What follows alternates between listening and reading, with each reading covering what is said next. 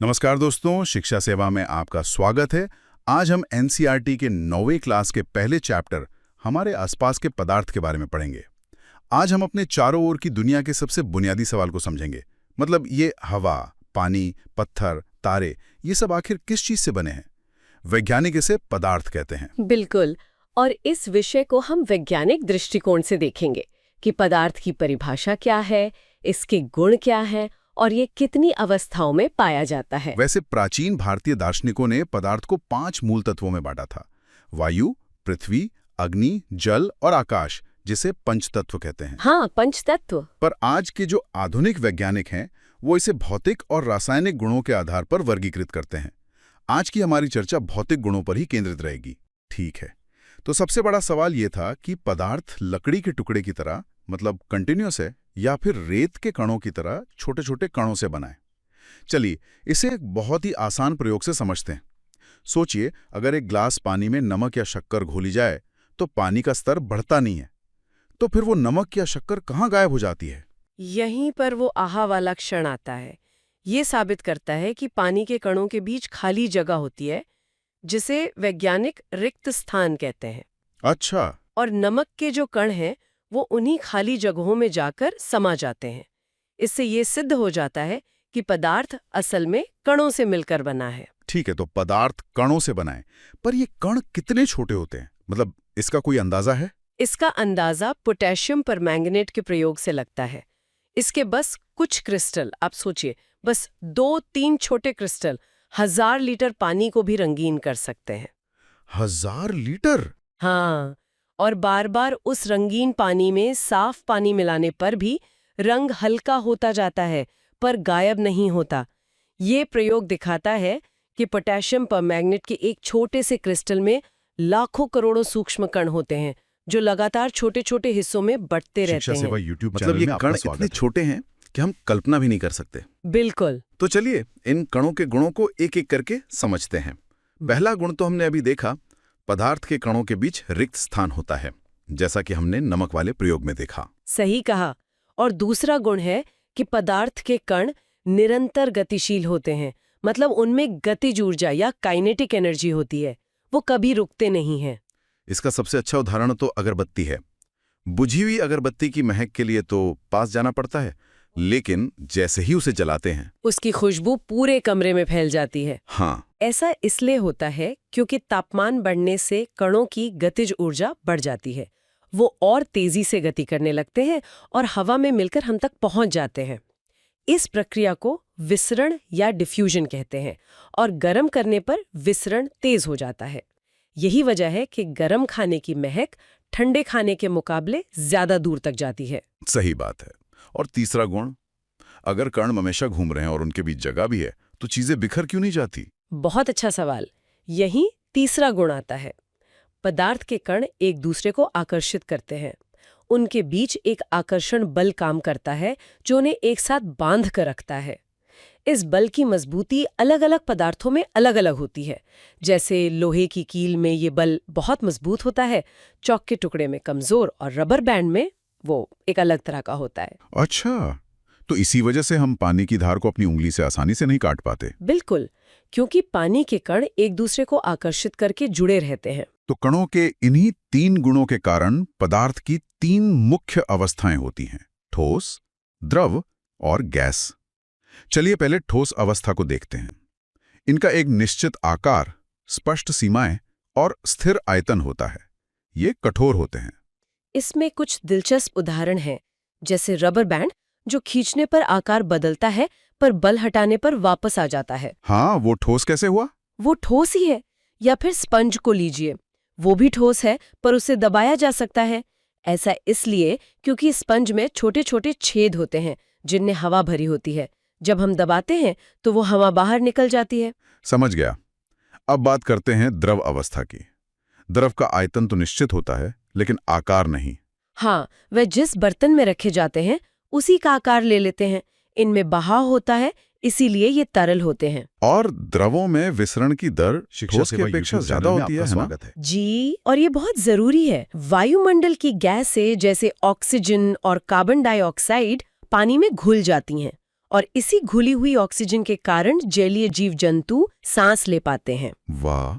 और तीसरी है गैसीय अवस्था। गैसों की एक खास बात है उनकी संपीड्यता, मतलब कंप्रेसिबिलिटी बहुत ज्यादा होती है। हाँ, एक छोटे से सिलेंडर में बहुत ज्यादा गैस भरी जा सकती है, जैसे हमारे घरों में जो एलपीजी सिलेंडर होता है या गाड़ियों में सीएनजी सिलेंडर। ये कैसे संभव होता है? क्योंकि गैस के कण बहुत तेजी से और अनियमित रूप से गति करते हैं, और इसी तेज गति और कणों के बीच बहुत ज्यादा खाली जगह होने के कारण गैसों का दूसरी गैसों में विसरण बहुत तेजी से होता है। अच्छा, तो रसोई में पकड़े खाने की महक हम तक इसी वजह से पहुंचती है। बिल्कुल। और गैस के कण जब बर्तन की दीवारों से टकराते हैं तो वे दबाव डालते हैं। यहाँ से ये और भी दिलचस्प हो जाता है। क्या पदार्थ अपनी अवस्था बदल सकता है? बिल्कुल, पानी इसका सबसे अच्छा उदाहरण है। बर्फ मतलब ठोस, पानी मतलब द्रव, और भाप यानी गैस। तो तापमान बदलने पर कणों के स्तर पर आखिर होता क्या है?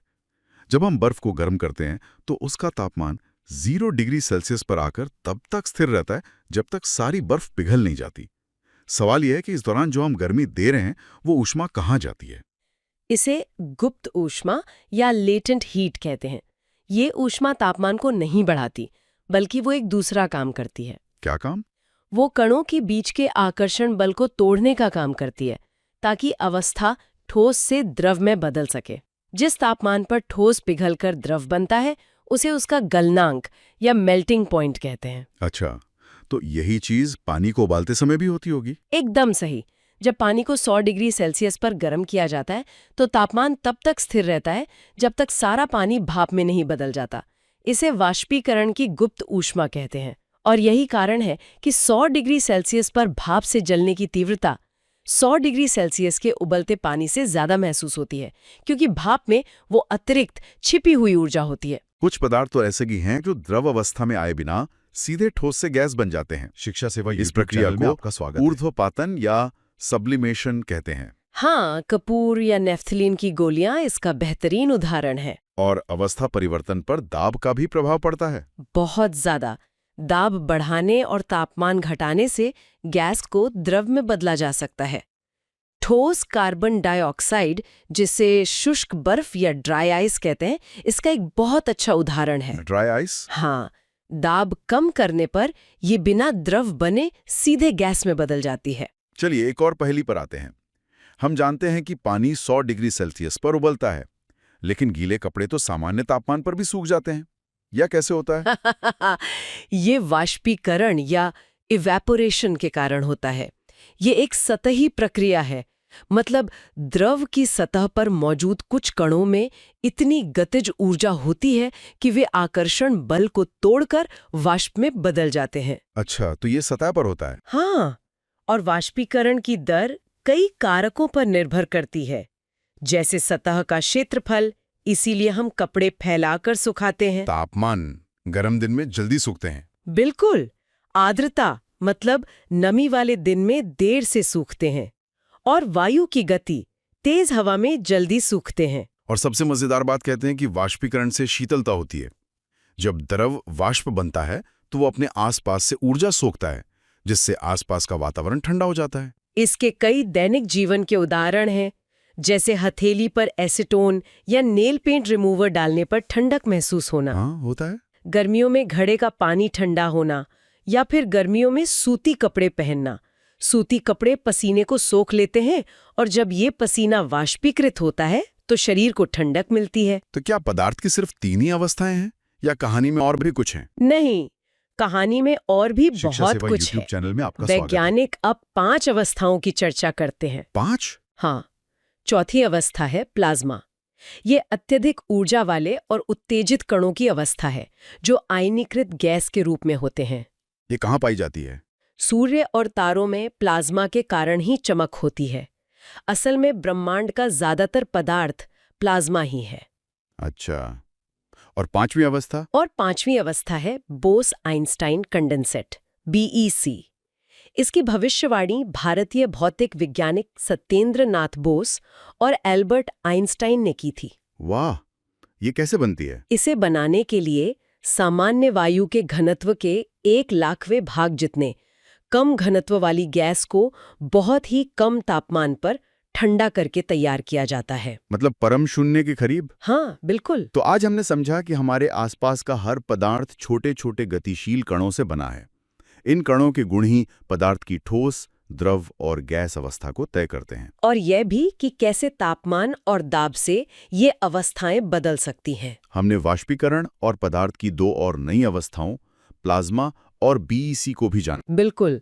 और एक अंतिम विचार ये है कि हमने अवस्था परिवर्तन को वैज्ञानिक रूप से समझा, लेकिन सोचिए कि यह हमारे रोजमर्रा के जीवन की कितनी घटनाओं को समझाता है। जैसे जमीन पर पड़े पानी के सूखने से लेकर इत्र की खुशबू के पूरे कमरे में फैलने तक, इन अदृश्य कणों का नृत्य ही हमारी पूरी भौतिक दुनिया को नियंत्रित करता है। आज 9th क्लास के 2nd चैप्टर को पढ़ेंगे।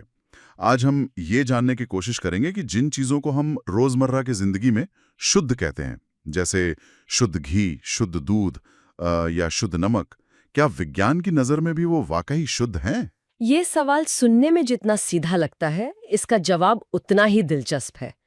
आम बोलचाल में हम शुद्ध या प्योर का मतलब समझते हैं जिसमें मिलावट ना हो, पर विज्ञान की दुनिया में शुद्ध शब्द का मतलब बिल्कुल अलग है। अच्छा, वो कैसे? वैज्ञानिकों के लिए शुद्ध पदार्थ सिर्फ वो है जिसके हर एक कण, हर एक मॉलिक्यूल की रासायनिक पहचान एक जैसी हो। एक जैसी हो मतलब अगर हम किसी चीज को माइक्रोस्कोप के नीचे देखें तो उसके सारे कण हूबहू एक जैसे दिखने चाहिए। बिल्कुल। तो फिर इस हिसाब से शुद्ध दूध का क्या होगा? दूध के पैकेट पर तो बड़े बड़े अक्षरों में प्योर मिल्क लिखा होता है। हाँ, बिल्कुल सही पकड़ा आपने। यही तो मजेदार विरोधाभास है। अगर आप विज्ञान की नजर से दूध को देखेंगे तो वो बिल्कुल भी शुद्ध नहीं है। क्या बात कर रही हैं? हाँ, वो तो एक मिश्रण है। पानी, वसा यानी फैट, प्रोटीन, लैक्टोज, शुगर और मिनरल्स का एक कॉकटेल है। तो क्योंकि इसके सारे कण एक जैसे नहीं है, इसलिए वैज्ञानिक इसे शुद्ध नहीं मानेंगे। एग्जैक्टली। वाह, मतलब हमारी रसोई में रखी ज्यादातर चीजें जिन्हें हम शुद्ध मानते आए हैं, वो असल में विज्ञान के भाषा में मिश्रण है। हवा जिससे हम सांस लेते हैं, समुद्र का पानी, यहाँ तक कि मिट्टी भी, ये सब मिश्रण है। चलिए तो फिर आज इसी की पड़ताल करते हैं और मिश्रण की इस दुनिया में थोड़ी और गहराई से उतरते हैं। ये मिश्रण आखिर है क्या भला? मिश्रण बस 2 या 2 से ज्यादा शुद्ध पदार्थों का एक साथ आना है, बिना किसी रासायनिक बंधन के। मतलब वो एक साथ तो रहते हैं पर अपनी अपनी पहचान बनाए रखते हैं। जैसे पानी में नमक, बिल्कुल, आप उन्हें मिला तो देते हैं पर वो रासायनिक रूप से जुड़ते नहीं। इसीलिए आप पानी को भाप बनाकर उड़ा दें तो नमक वापस मिल जाता है। शिक्षा सेवा अच्छा, YouTube मतलब चैनल इन्हें में भौतिक आपका तरीकों स्वागत से अलग किया जा सकता है। हाँ, जबकि यौगिक यानी कंपाउंड में तत्व रासायनिक रूप से जुड़ जाते हैं और एक बिल्कुल नई पहचान बना लेते हैं। जैसे हाइड्रोजन और ऑक्सीजन मिलकर पानी बनाते हैं। सही। अब आप पानी को सिर्फ गर्म करके हाइड्रोजन और ऑक्सीजन में नहीं तोड़ सकते, उसके लिए एक रासायनिक प्रक्रिया करनी होगी। समझ गया। तो मिश्रण एक सलाद की कटोरी जैसा है जिसमें आप खीरा, टमाटर सब अलग अलग देख सकते हैं और चाहे तो निकाल भी सकते हैं। हाँ, जबकि यौगिक एक केक की तरह है। एक बार बन गया तो आप आटा, चीनी, अंडे वापस अलग नहीं कर सकते। क्या बेहतरीन उदाहरण है। बिल्कुल यही फर्क है। अब मिश्रणों को भी 2 मुख्य प्रकारों में बांटा गया है, समांगी और विषमांगी। होमोजीनियस और हेट्रोजीनियस, है ना? हाँ, स्रोत में इसे समझाने के लिए एक प्रयोग है। अगर हम पानी के एक बीकर में थोड़ा कॉपर सल्फेट घोल दें तो जब आप कॉपर सल्फेट को पानी में घोलेंगे तो वो पूरी तरह घुल जाएगा। आपको एक नीले रंग का साफ तरल मिलेगा। और वो हर जगह एक जैसा होगा? हाँ, आप चम्मच से ऊपर से एक बूंद लें या नीचे से, उसका रंग और गुण एक जैसा होगा। इसी को समांगी मिश्रण या विलयन कहते हैं। जैसे नींबू पानी या सोडा वाटर। बिल्कुल। लेकिन अगर हम पानी में मान लीजिए चॉक पाउडर या रेत मिला दें तो? तब तो वो घुलेगा नहीं। आपको रेत के कण पानी में तैरते हुए साफ दिखाई देंगे और थोड़ी देर छोड़ देने पर वो नीचे बैठ जाएंगे। मतलब मिश्रण हर जगह एक जैसा नहीं है। एग्जैक्टली। इसी को विषमांगी मिश्रण कहते हैं, जहां आप उसके अलग अलग हिस्सों को अपनी आंखों से देख सकते हैं। पानी और तेल का मिश्रण भी इसका एक बढ़िया उदाहरण है। ठीक है, तो हमारे पास 3 मुख्य श्रेणियां हुई। विलयन जो समांगी है, और निलंबन और कोलाइड जो विषमांगी हैं। तो जो चॉक पाउडर वाला उदाहरण था वो निलंबन हुआ, यानी सस्पेंशन। हाँ, उसके कण बड़े हैं, आंखों से दिखते हैं और नीचे बैठ जाते हैं, मतलब ये स्थायी नहीं है। और क्योंकि इसके कण बड़े होते हैं, अगर आप इसमें से टॉर्च की रोशनी गुजारेंगे तो वो कण प्रकाश को बिखेर देंगे और आपको रोशनी का रास्ता साफ नजर आएगा। अच्छा, अब आते हैं उस फंसाने वाले सवाल पर, दूध यानी कोलाइड पर। हाँ, कोलाइड के कण विलयन से तो बड़े होते हैं, लेकिन निलंबन से इतने छोटे होते हैं कि आंखों से नहीं दिखते। और वो नीचे भी नहीं बैठते, इसीलिए दूध स्थायी लगता है। बिल्कुल, वो बीच में कहीं है, न पूरी तरह घुले न पूरी तरह शिक्षा अलग। सेवा यूट्यूब और चैनल क्या में ये आपका भी प्रकाश स्वागत को है। बिखेरते हैं? हाँ, और इसी प्रभाव को टिंडल प्रभाव या टिंडल इफेक्ट कहते हैं। टिंडल प्रभाव। हाँ, कोलाइड के कण प्रकाश की किरण को फैलाने के लिए काफी बड़े होते हैं। इसका सबसे खूबसूरत उदाहरण आपने कई बार देखा होगा। किसी अंधेरे कमरे में रोशनदान से आती हुई रोशनी की लकीर में नाचते हुए धूल के कण। बिल्कुल, या घने जंगल में पेड़ों के बीच से छनकर आती सूरज की किरणें, ये सब टिंडल प्रभावी है। कमाल है। तो ये जानने के लिए कि कोई चीज विलयन है या कोलाइड, बस एक टॉर्च चलाकर देखना है। एक तरह से हाँ। चलिए, अब सबसे मजेदार हिस्से पर आते हैं। इन सब मिश्रणों को एक केमिकल जासूस की तरह अलग कैसे किया जाए?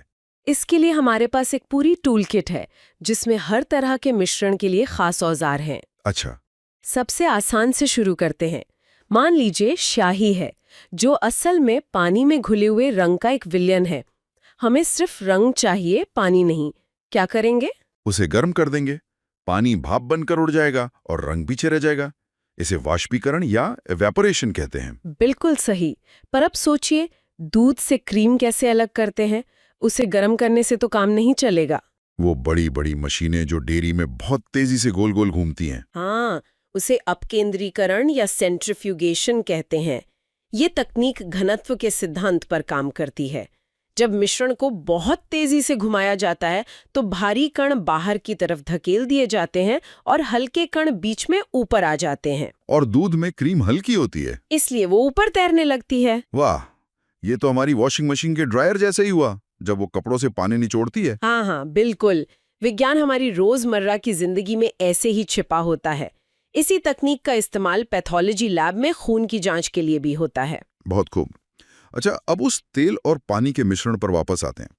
उन्हें कैसे अलग करेंगे? उसके लिए एक खास कीप आती है, जिसे पृथक्करण कीप या सेपरेटिंग फनल कहते हैं। अच्छा, उसमें नीचे एक टोटी लगी होती है। हाँ, मिश्रण को उसमें डालकर छोड़ देते हैं। पानी भारी होने के कारण नीचे बैठ जाता है और तेल ऊपर। बस टोटी खोलो और शिक्षा जैसे ही सेवा पानी YouTube की चैनल परत में आपका खत्म हो, स्वागत है। टोटी बंद कर दो। हो गया अलग। कमाल है। पर कुछ पदार्थ तो बड़े अजीब होते हैं। मैंने कपूर के बारे में सुना है कि वो गर्म करने पर पिघलता नहीं, सीधे गैस बन जाता है। इस प्रक्रिया को ऊर्ध्वपातन या सब्लिमेशन कहते हैं। सब्लिमेशन। हाँ, कपूर, नैफ्थलीन, अमोनियम क्लोराइड जैसे पदार्थ गर्म करने पर बिना द्रव बने सीधे भाप में बदल जाते हैं।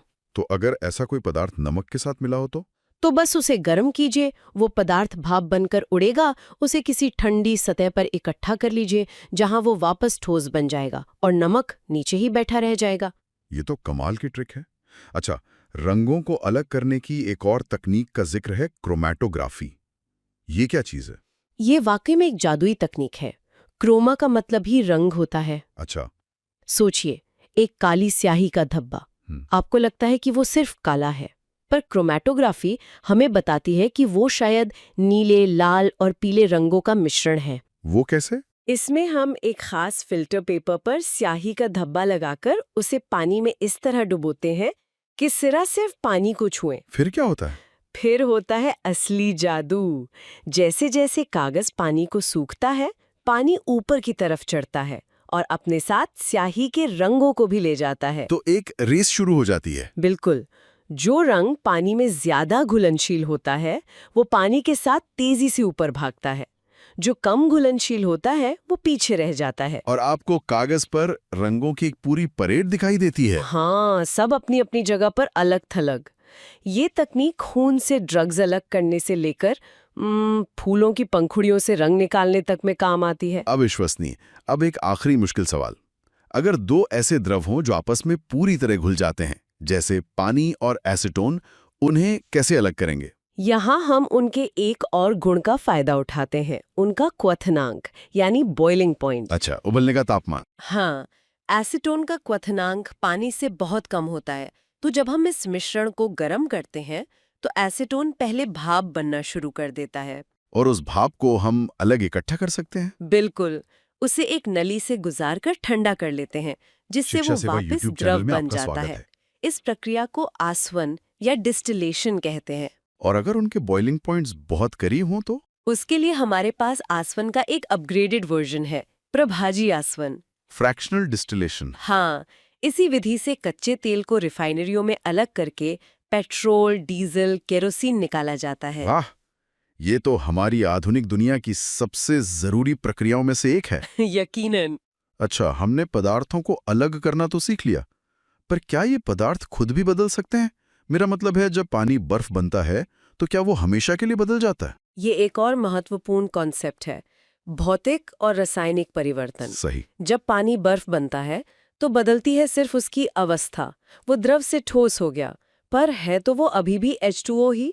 आप उसे गर्म करेंगे तो वो वापस पानी बन जाएगा। तो ये एक भौतिक यानी फिजिकल परिवर्तन। सही। इसमें पदार्थ की रासायनिक पहचान नहीं बदलती। और रासायनिक यानी केमिकल परिवर्तन में पहचान ही बदल जाती है। हाँ, उसमें एक पूरी तरह से नया पदार्थ बनता है जिसके गुण बिल्कुल अलग होते हैं। जैसे लोहे में जंग लगना। जंग यानी आयरन ऑक्साइड लोहे से बिल्कुल अलग चीज है। या फिर लकड़ी का जलना। बिल्कुल, जलने के बाद आपको राख और धुआं मिलता है, आप उनसे वापस लकड़ी नहीं बना सकते। मोमबत्ती का जलना बड़ा दिलचस्प उदाहरण है। उसमें क्या होता है? मोमबत्ती का जलना दोनों का एक बेहतरीन उदाहरण है। जब मोम पिघलता है तो वो एक भौतिक परिवर्तन है। क्योंकि वो ठंडा होकर वापस ठोस मोम बन सकता है। हाँ, लेकिन जब बत्ती के पास वाला मोम जलकर रोशनी, गर्मी और गैस बनाता है तो वो एक रासायनिक परिवर्तन है, क्योंकि वहां नए पदार्थ बन रहे हैं। मतलब मोमबत्ती का जलना, ये तो दोनों हो गया। बिल्कुल। चलिए, तो अब इस पूरी बातचीत को समेटते हुए वापस शुद्ध पदार्थों पर आते हैं, जहां से हमने शुरू किया था। इन्हें भी आगे बांटा जा सकता है? हाँ, शुद्ध पदार्थ भी दो तरह के होते हैं, तत्व यानी एलिमेंट्स और यौगिक यानी कंपाउंड्स। तत्व मतलब पदार्थ का सबसे मूल रूप, जिसे और नहीं तोड़ सकते। एग्जैक्टली, जैसे लोहा, सोना, ऑक्सीजन। आवर्त सारणी में जितने भी नाम हैं वो सब तत्व हैं। और यौगिक, जैसा हमने पहले समझा, वो तत्वों के रासायनिक रूप से जुड़ने से बनता है। यूट्यूब चैनल में आपका और स्वागत है। सबसे जरूरी बात, यौगिक में तत्वों का अनुपात हमेशा निश्चित होता है। पानी में हमेशा हाइड्रोजन के 2 परमाणु और ऑक्सीजन का 1 ही होगा। और यौगिक के गुण उसके बनाने वाले तत्वों से बिल्कुल अलग होता है। हाँ, हाइड्रोजन एक ज्वलनशील गैस है, ऑक्सीजन जलने में मदद करती है, पर दोनों से मिलकर बना पानी आग बुझाता है। यही तो मिश्रण और यौगिक के बीच का सबसे बड़ा फर्क है। बिल्कुल। स्रोत में से साबित करने के लिए लोहे और सल्फर का एक क्लासिक प्रयोग है। अच्छा। आप लोहे का बुरादा और सल्फर का पाउडर लीजिए और उन्हें बस मिला दीजिए। ये एक मिश्रण है। आप एक चुंबक पास लाएंगे तो सारा लोहा उससे चिपककर अलग हो जाएगा। क्योंकि लोहे ने अपना चुंबकीय गुण नहीं खोया। हाँ, लेकिन अब आप इस मिश्रण को गर्म कर दीजिए। वो लाल होकर एक काले रंग के पत्थर जैसी चीज में बदल जाएगा। ये है आयरन सल्फाइड, एक यौगिक। और अब अगर इसके पास चुंबक लाएं तो?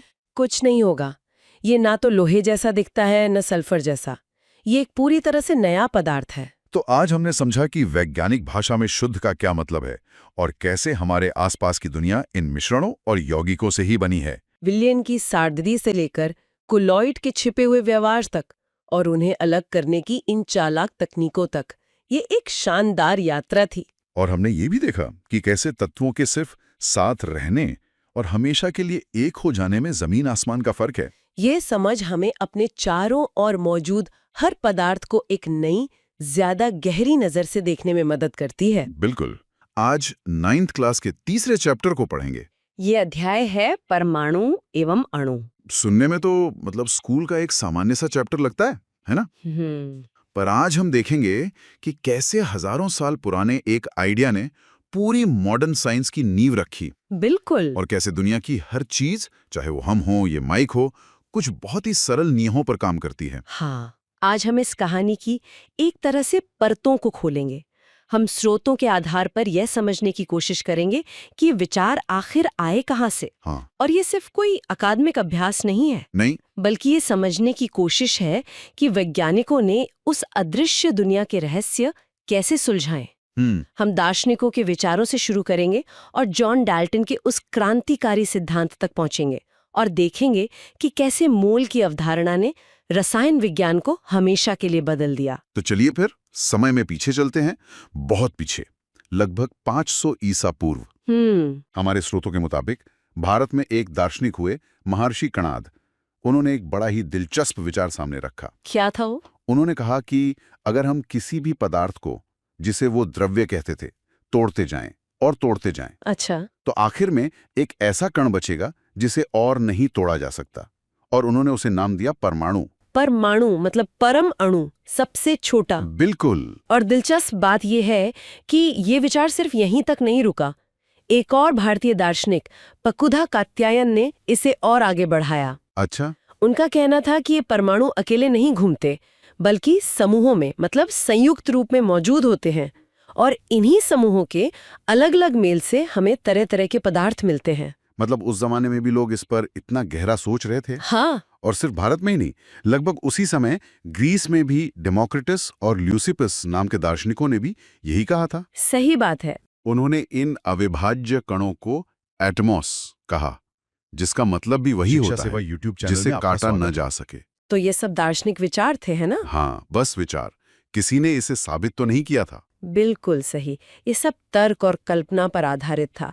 विज्ञान को सबूत चाहिए होते हैं, और वो सबूत मिलने में लगभग 2000 साल लग गए। हाँ, 18वीं शताब्दी के अंत तक इन विचारों को साबित करने के लिए कोई ठोस प्रायोगिक काम नहीं हुआ था।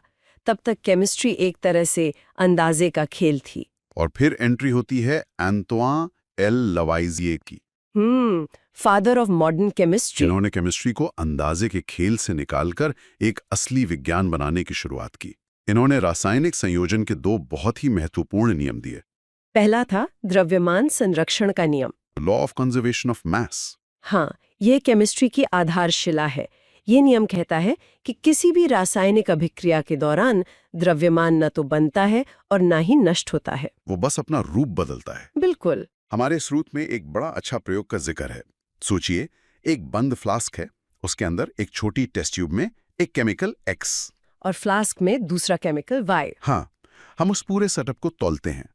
फिर हम फ्लास्क को टेढ़ा करते हैं ताकि दोनों केमिकल मिल जाएं और रिएक्शन हो। और रिएक्शन के बाद हम उसे फिर से तौलते हैं और वजन बिल्कुल वही रहता है, 1 मिलीग्राम भी कम या ज्यादा नहीं। इसका मतलब ये हुआ कि जितने भी अभिकारक मतलब रिएक्टेंट्स थे, उनका कुल द्रव्यमान बनने वाले उत्पादों यानी प्रोडक्ट्स के कुल द्रव्यमान के बराबर ही है। कुछ भी जादू से गायब नहीं हुआ। इसीलिए उस प्रयोग में फ्लास्क पर कॉक लगाना बहुत जरूरी है। हाँ, ताकि अगर कोई गैस बनती है तो वो बाहर न निकल पाए और वजन में गिनी जाए। ये एक बहुत ही सरल लेकिन मतलब बहुत गहरा विचार था कि प्रकृति में कुछ भी बर्बाद नहीं होता। एकदम। ये सब तो ठीक है, पर दूसरा नियम जो जोसेफ एल प्राउस ने दिया था वो मुझे और भी ज्यादा हैरान करता है। ये है स्थिर अनुपात का नियम, लॉ ऑफ कांस्टेंट प्रोपोर्शंस। हाँ, ये नियम कहता है कि किसी भी यौगिक में तत्व हमेशा द्रव्यमान के एक निश्चित अनुपात में ही होते हैं। और ये बात उस समय के लिए क्रांतिकारी थी। इसका सबसे अच्छा उदाहरण है पानी, H2O। अच्छा। आप पानी कहीं से भी लें, अपनी बॉटल से, किसी नदी से, या लैब में हाइड्रोजन और ऑक्सीजन को मिलाकर बनाएं, उसमें हाइड्रोजन और ऑक्सीजन के द्रव्यमान का अनुपात हमेशा 1.8 ही होगा। हमेशा। 1 मिनट, मतलब अगर मैं 9 ग्राम पानी लेता हूं तो उसमें पक्का 1 ग्राम हाइड्रोजन और 8 ग्राम ऑक्सीजन होगी, चाहे वो पानी चांद से ही क्यों न लाया गया हो। बिल्कुल, यही इस नियम की खूबसूरती है। इसका मतलब था कि प्रकृति में कोई मनमानी नहीं चल रही। पानी बनाने की एक ही रेसिपी है जो पूरे ब्रह्मांड में एक जैसी है। वाह। इसी एक विचार ने केमिस्ट्री को एक असली विज्ञान बनाया। इसी तरह अमोनिया NH3 में हमेशा नाइट्रोजन और हाइड्रोजन का अनुपात 14.3 ही रहेगा। तो अब वैज्ञानिकों के पास 2 बड़े सुराग थे। पहला, द्रव्यमान कहीं गायब नहीं होता, और दूसरा, यौगिकों में तत्वों का एक पक्का अनुपात होता है। पर ऐसा क्यों होता है? ये एक पहेली थी जिसका जवाब किसी के पास नहीं था। और यहीं पर एक स्कूल टीचर जॉन डाल्टन की एंट्री होती है। हाँ, और उनकी कहानी भी बड़ी प्रेरणा देने वाली है। 1766 में इंग्लैंड के एक गरीब जुलाहा परिवार में जन्मे और सिर्फ 12 साल की उम्र में पढ़ाना शुरू कर दिया था। उनमें ज्ञान की एक अलग ही प्यास थी। उन्होंने इन 2 नियमों को लिया और एक ऐसा सिद्धांत दिया जिसने सब कुछ समझा दिया। 1808 में उन्होंने अपना परमाणु सिद्धांत दिया। चलिए इसके मुख्य बिंदुओं को एक एक करके समझते हैं। पहला तो वही था जो दार्शनिक कह रहे थे, सभी पदार्थ परमाणुओं से बने हैं। हाँ, लेकिन अब ये सिर्फ दर्शन नहीं था। दूसरा बिंदु देखिए, परमाणु अविभाज्य कण होते हैं जिन्हें किसी रासायनिक अभिक्रिया में न तो बनाया जा सकता है और न ही नष्ट किया जा सकता है। अरे वाह, ये तो सीधे सीधे लवॉइजियर के द्रव्यमान संरक्षण के नियम की व्याख्या है। बिल्कुल। अगर आप परमाणु को तोड़ या नष्ट ही नहीं कर सकते तो जाहिर है कि रिएक्शन के बाद भी कुल द्रव्यमान उतना ही रहेगा। परमाणु बस खुद को फिर से व्यवस्थित कर लेते हैं। डाल्टन ने पहेली का पहला टुकड़ा जोड़ दिया था। कमाल है। फिर उनका तीसरा और चौथा बिंदु था कि एक ही तत्व के सभी परमाणुओं का द्रव्यमान और गुण एक जैसे होते हैं, जबकि अलग अलग तत्वों के परमाणु अलग अलग होते हैं। मतलब सोने का हर परमाणु सोने के दूसरे परमाणु जैसा होगा, पर चांदी के परमाणु से अलग होगा। एकदम सही। और पांचवा बिंदु प्राउस्ट के नियम को समझाता है। हाँ, ये कहता है कि परमाणु हमेशा छोटी छोटी पूर्ण संख्याओं के अनुपात में मिलकर यौगिक बनाते हैं। मतलब आप आधा परमाणु या सवा परमाणु नहीं जोड़ सकते, या तो एक जुड़ेगा या दो या तीन। और क्योंकि परमाणु पूर्ण संख्या में जुड़ते हैं, इसलिए यौगिक में उनके द्रव्यमान का अनुपात भी हमेशा निश्चित रहता है। जैसे पानी में हमेशा 2 हाइड्रोजन परमाणु 1 ऑक्सीजन परमाणु से जुड़ते हैं, इसलिए उनका द्रव्यमान अनुपात भी हमेशा 1.8 ही रहता है। डाल्टन ने एक तरह से हजारों साल पुरानी दार्शनिक कल्पना को एक ठोस वैज्ञानिक सिद्धांत में बदल दिया था। ये तो कमाल है। हालांकि स्रोत ये भी इशारा करता है कि बाद में हमें पता चला कि परमाणु अविभाज्य नहीं है। हाँ, उनके अंदर भी कण होते हैं, पर उस समय के लिए ये एक बहुत बड़ी छलांग थी। अच्छा, ये सब तो ठीक है, पर अगर परमाणु इतने छोटे हैं कि दिखते भी नहीं, तो किसी ने उनका वजन कैसे किया होगा? ये तो असंभव सा लगता है। ये एक बहुत बड़ी चुनौती थी। एक अकेले परमाणु का द्रव्यमान निकालना लगभग नामुमकिन था। तो वैज्ञानिकों ने एक बहुत ही चतुर तरीका निकाला, सापेक्ष परमाणु द्रव्यमान, रिलेटिव एटॉमिक मास। हाँ, उन्होंने किसी एक तत्व को मानक मान लिया और बाकी सबको उसके मुकाबले तौलना शुरू कर दिया। हमारे स्रोत में इसका एक बड़ा मजेदार उदाहरण है।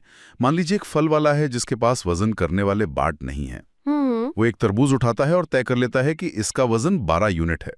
फिर वो उस तरबूज के 12 बराबर टुकड़े कर देता है। तो अब एक टुकड़ा 1 यूनिट का हो गया। बिल्कुल। अब वो तराजू के एक पल्ले पर कोई दूसरा फल जैसे सेब रखता है और दूसरे पल्ले पर तरबूज के टुकड़े रखता है। और अगर सेब एक टुकड़े के बराबर भारी है तो सेब का वजन 1 यूनिट हो गया। है ना, कितना सरल। वैज्ञानिकों ने बिल्कुल यही किया। पहले ऑक्सीजन को मानक माना गया था, फिर हाइड्रोजन को भी, लेकिन अंत में कार्बन 12 समस्थानिक को चुना गया। क्यों? क्योंकि ये सबसे स्थिर और आसानी से उपलब्ध था।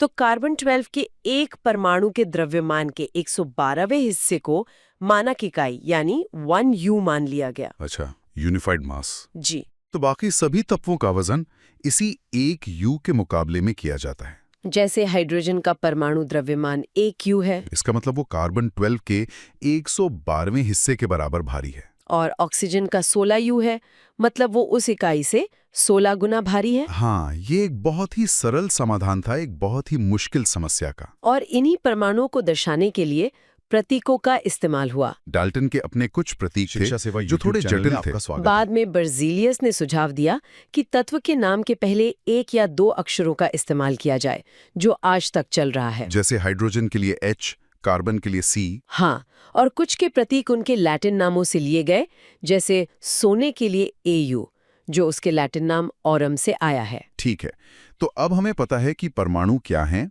उनका सापेक्ष द्रव्यमान कैसे मापते हैं और उनके प्रतीक क्या हैं।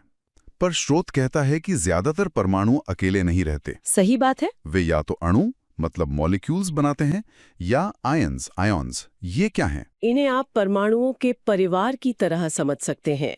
अणु 2 या 2 से ज्यादा परमाणुओं का एक समूह है जो रासायनिक बंधनों से कसकर जुड़े होते हैं। ये परमाणु एक ही तत्व के भी हो सकते हैं। हाँ, जैसे हवा में मौजूद ऑक्सीजन O2, जिसमें ऑक्सीजन के 2 परमाणु जुड़े होते हैं, या फिर वे अलग अलग तत्वों के भी हो सकते हैं, जैसे पानी H2O। और किसी अणु में कितने परमाणु हैं, इसे उसकी परमाणुकता कहते हैं। एटॉमिसिटी। बिल्कुल। जैसे हीलियम जैसी गैसें अकेले रहती हैं तो वे एक परमाणुक है, ऑक्सीजन द्विपरमाणुक है। और कुछ जैसे फास्फोरस चतुः परमाणुक P4 होते हैं। सही।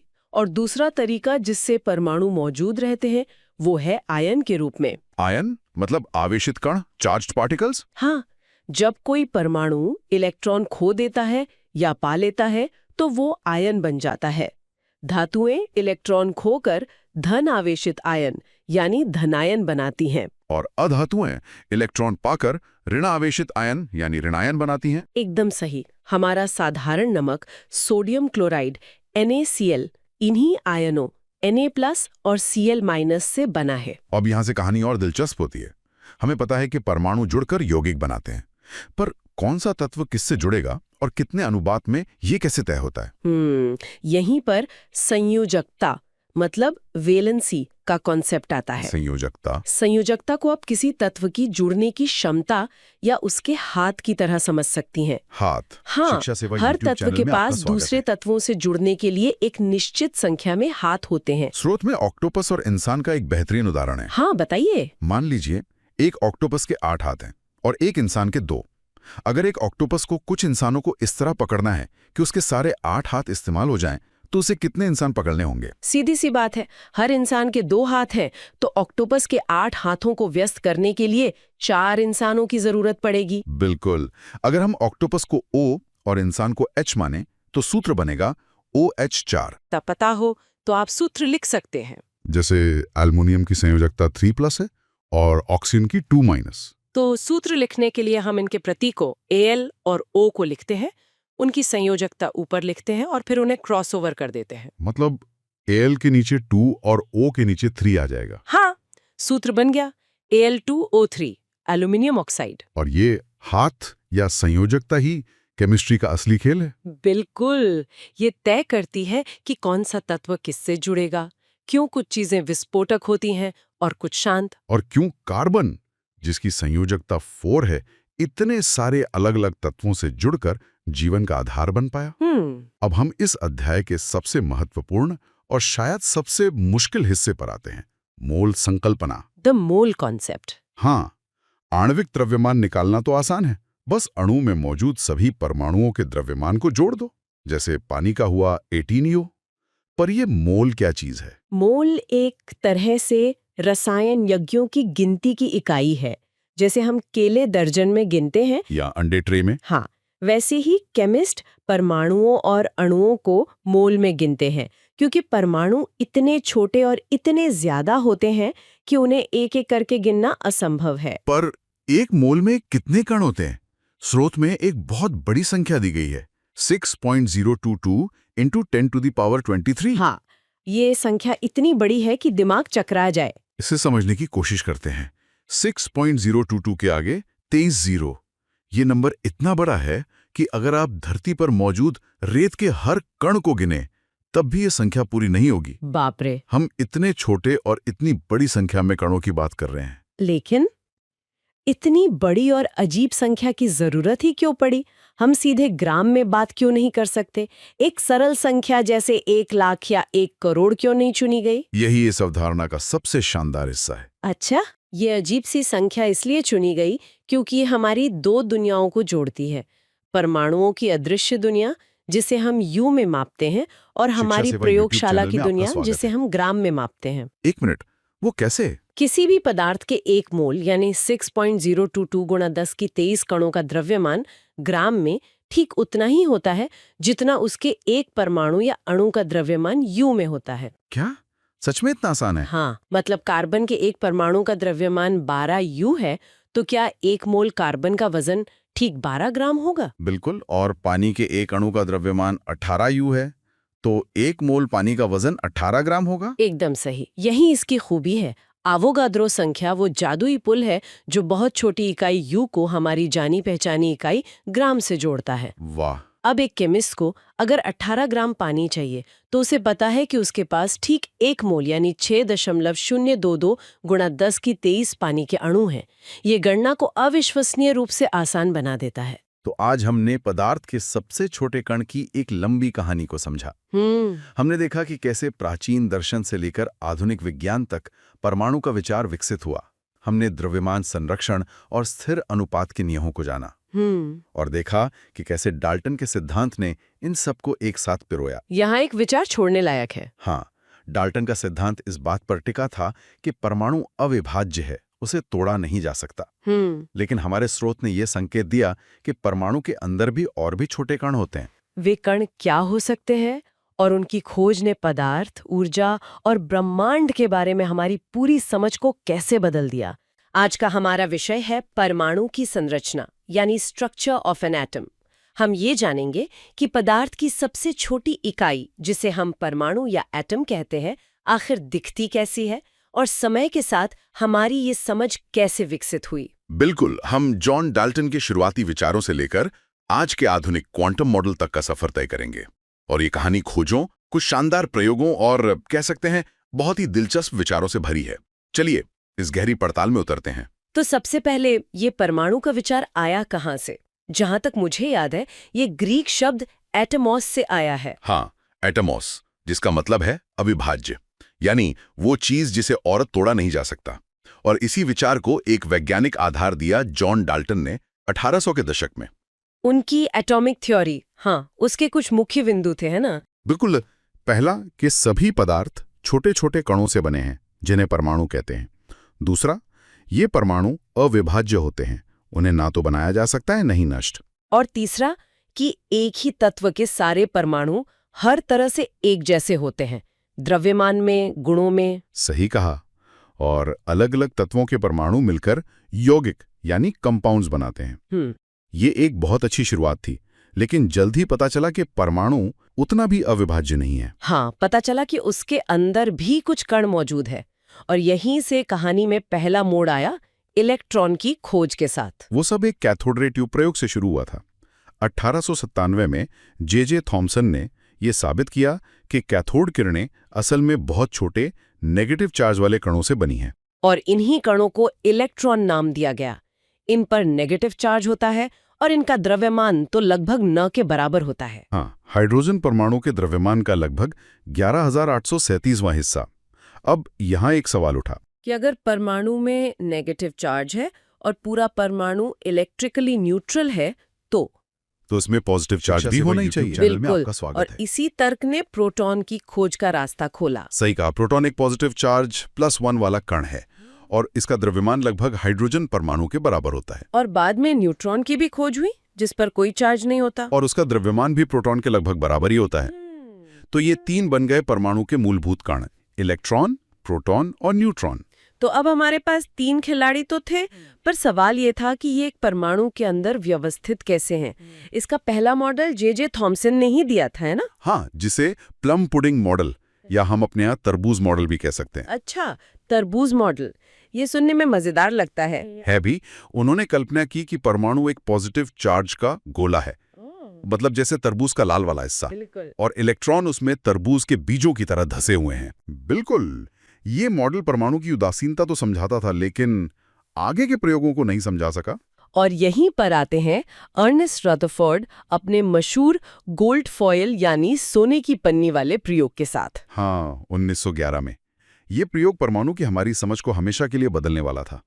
उन्होंने सोने की एक बहुत ही पतली पन्नी पर तेज गति वाले अल्फा कणों की बौछार की। अल्फा कण ये पॉजिटिव चार्ज वाले होते हैं, सही? हाँ, तो थॉमसन के मॉडल के हिसाब से उन्हें उम्मीद थी कि ज्यादातर कण पन्नी के आर पार सीधे निकल जाएंगे, लेकिन उन्होंने 3 बहुत ही हैरान करने वाली चीजें देखी। पहली क्या थी? पहली कि ज्यादातर अल्फा कण सच में पन्नी के आर पार सीधे निकल गए। अच्छा, तो इससे क्या निष्कर्ष निकला? इससे ये निष्कर्ष निकला कि परमाणु का ज्यादातर हिस्सा खाली है। क्या मतलब? ये पूरी मेज, ये माइक, हम सब, ज्यादातर खाली जगह है? हाँ, सुनने में अजीब है पर यही सच है। अब दूसरी ऑब्जर्वेशन पर आते हैं। कुछ कण छोटे एंगल पर मुड़ गए। इसका मतलब कि परमाणु के केंद्र में कोई पॉजिटिव चार्ज वाली चीज है जो उन अल्फा कणों को धकेल रही है, प्रतिकर्षित कर रही है। एग्जैक्टली। और फिर आई तीसरी और सबसे चौंकाने वाली खोज। लगभग 12,000 में से एक कण 180 डिग्री पर वापस लौट आया, जैसे किसी दीवार से टकराकर वापस आ गया हो। बिल्कुल। इससे ये साबित हुआ कि वो जो पॉजिटिव चार्ज वाला केंद्र है वो बहुत छोटा लेकिन बहुत ठोस और भारी है, और इसी केंद्र को नाभिक यानी न्यूक्लियस नाम दिया गया। तो तरबूज मॉडल पूरी तरह गलत था। हाँ, और इसी आधार पर रदरफोर्ड ने अपना नाभिकीय मॉडल या प्लैनेटरी मॉडल दिया कि केंद्र में एक नाभिक होता है और इलेक्ट्रॉन उसके चारों ओर वैसे ही चक्कर लगाते हैं जैसे ग्रह सूर्य के चारों ओर। ये तो एक बहुत बड़ा लीप था, शिक्षा सेवा लेकिन YouTube इस चैनल मॉडल में आपका भी एक स्वागत है। बहुत बड़ी कमी थी। हाँ, एक बहुत बड़ी कमी, और वो ये थी कि भौतिकी के नियमों के अनुसार चक्कर लगाता हुआ कोई भी चार्ज वाला कण लगातार ऊर्जा खोएगा। और अगर इलेक्ट्रॉन ऊर्जा खोएगा तो वो धीरे धीरे एक सर्पिल पथ मतलब स्पाइरल पाथ पर चलता हुआ नाभिक में गिर जाएगा। और अगर ऐसा होता तो परमाणु अस्थिर होते, जबकि हम जानते हैं कि वे स्थिर हैं। तो इस समस्या को सुलझाने के लिए 1913 में नील्स बोर ने अपना मॉडल पेश किया। बिल्कुल, बोर ने कुछ बहुत ही महत्वपूर्ण बातें बताईं। उन्होंने कहा कि इलेक्ट्रॉन नाभिक के चारों ओर हर कहीं नहीं बल्कि केवल कुछ निश्चित वृत्ताकार पथों पर ही चक्कर लगा सकते हैं। इन रास्तों को ऑर्बिट या शेल मतलब कक्षा कहा गया। हाँ, और हर ऑर्बिट का एक निश्चित ऊर्जा स्तर, एक फिक्स्ड एनर्जी लेवल होता है। इन कक्षाओं को K, L, M, N ऐसे नाम दिए गए। और सबसे जरूरी बात ये थी कि जब तक इलेक्ट्रॉन अपनी कक्षा में घूमता है वो ऊर्जा नहीं खोता। सही कहा। इसने रदरफोर्ड के मॉडल की अस्थिरता वाली समस्या को सुलझा दिया। बोर ने यह भी बताया कि इलेक्ट्रॉन ऊर्जा को सोखकर ऊंची कक्षा में जा सकता है और ऊर्जा को उत्सर्जित करके मतलब बाहर निकालकर निचली कक्षा में वापस आ सकता है। यहीं से हमें परमाणु संख्या और द्रव्यमान संख्या की भी साफ समझ मिली। बिल्कुल, परमाणु संख्या, जिसे हम एटॉमिक नंबर या Z कहते हैं, वो नाभिक में प्रोटॉन की संख्या है।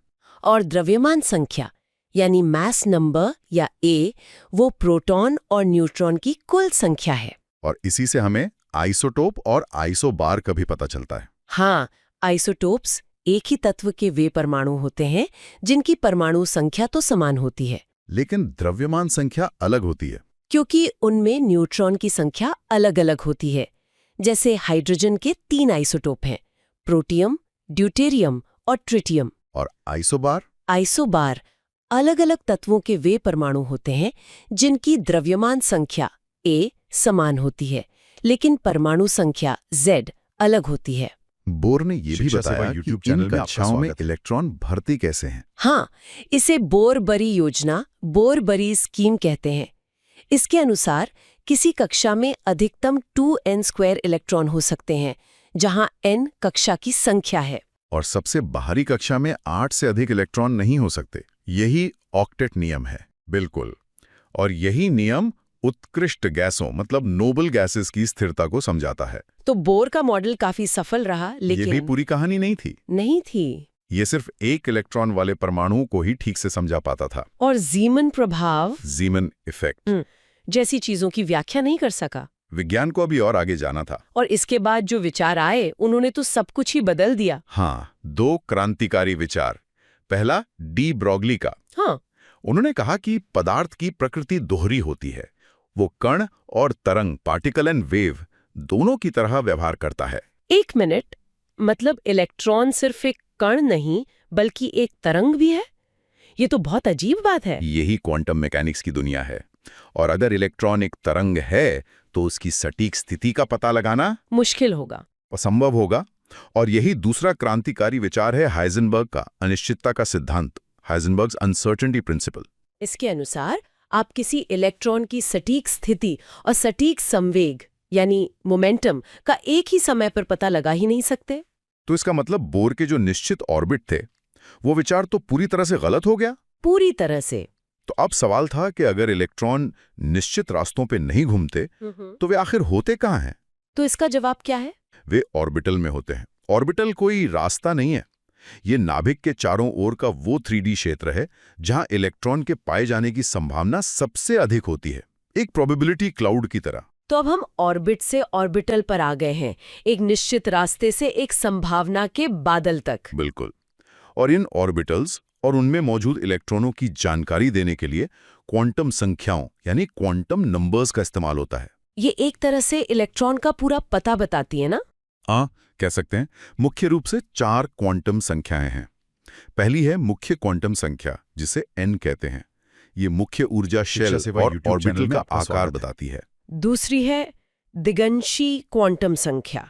ये subshells S, P, D, F और ऑर्बिटल की आकृति यानी शेप बताती है।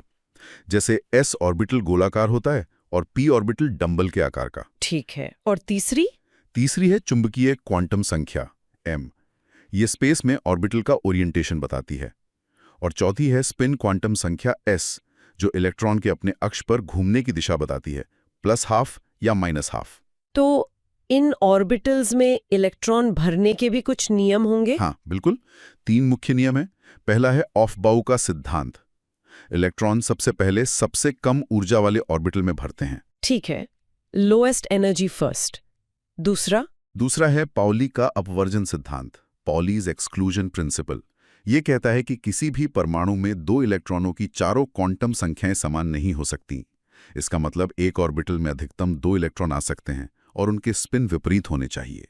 और तीसरा नियम है हंट्स का नियम। हाँ, ये कहता है कि किसी सबशेल के ऑर्बिटल्स में इलेक्ट्रॉन का जोड़ा तब तक नहीं बनता जब तक कि सभी ऑर्बिटल्स में एक इलेक्ट्रॉन ना भर जाएं।